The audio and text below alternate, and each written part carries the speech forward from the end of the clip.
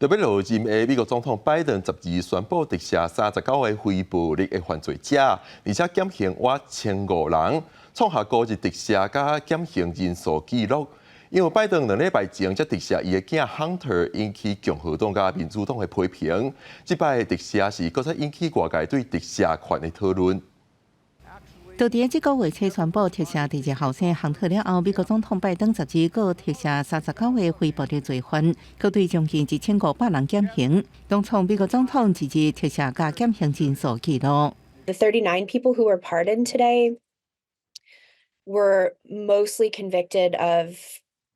drug offenses. They were all nonviolent crimes, and the people who were pardoned have turned their lives around and become what the White House says is, their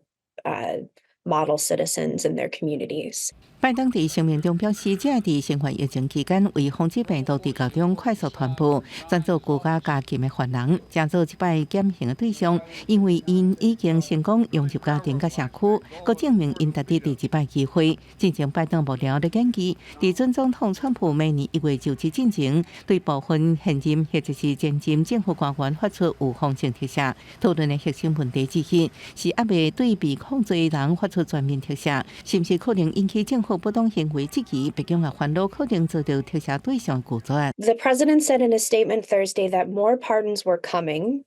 It's not clear whether or not that includes preemptive pardons, which are being discussed at the White House for people who investigated President-elect Donald Trump. 拜登表示，未来几礼拜采取更较侪行动，佮继续审阅特赦申请。有伫前前所透露，拜登幕僚咧讨论是毋是应该全面特赦准总统川普的政敌，来保护因免受川普威胁的报复。公司新闻陈伟仁报道。